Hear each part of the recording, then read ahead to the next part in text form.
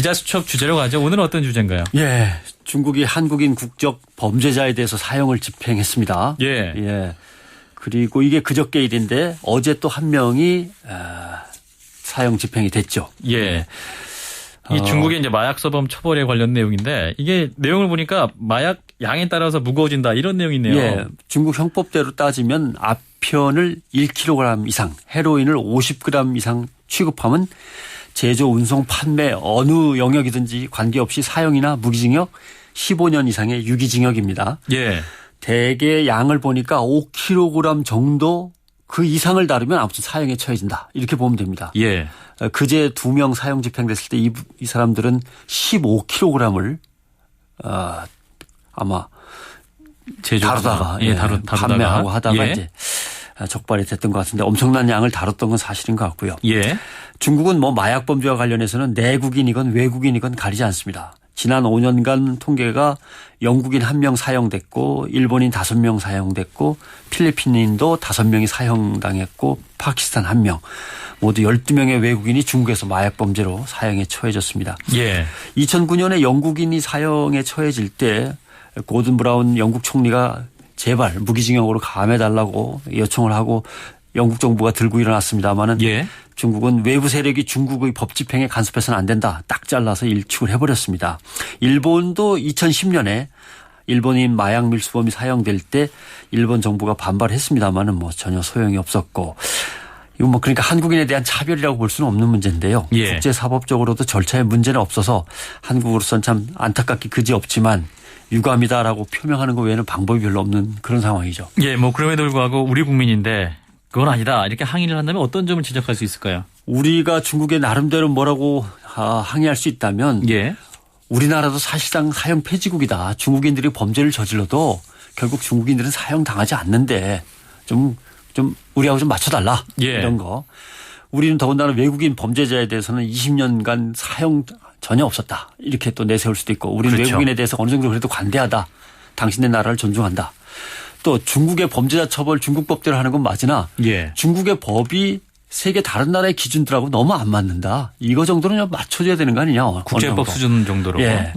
그래서 다른 나라와 국제법 일반적인 관례 수준하고 좀 맞춰달라. 너무 심하다 니들. 뭐 이 정도는 항의를 할 수 있는데. 예.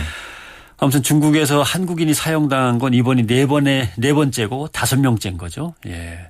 그리고 지금 중국에서 각종 범죄로 사형 선고를 받고 있는 한국인이 한 20명, 마약 범죄로 수감된 사람이 한 100명, 마약뿐만 아니라 모든 걸 다 합쳐서 중국 감옥에 있는 사람은 한 300명 정도로 알려져 있습니다. 와, 굉장히 많네요. 예.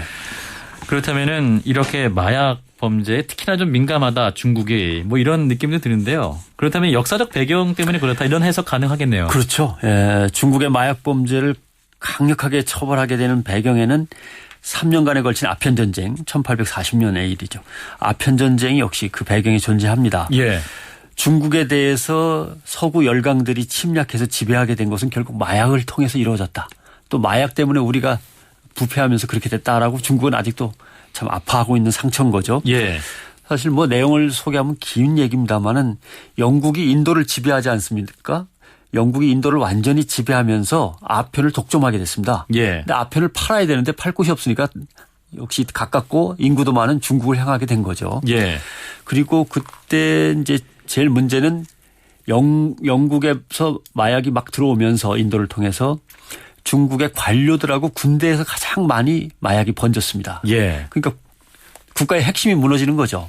사실 그 당시만 해도 군대 조직이 가장 현대화 근대화됐던 조직이라 볼 수 있기 때문에. 중국에서 군벌들이 가장 앞서 있는 조직인데도 불구하고 그게 이제 마약에 찌들기 시작하니까. 예. 또 하나 아주 심각한 문제는 중국 화폐 경제는 금, 은 할 때 은 단위로 되어 있습니다. 은이 화폐의 기본 이제 축입니다. 예. 은본위 제도를 취하고 있었는데 농부들도 종이돈과 동전을 쓰다가 세금을 낼 때는 은으로 바꿔서 환산해서 내야 되는 뭐 이런 상황이었죠. 예.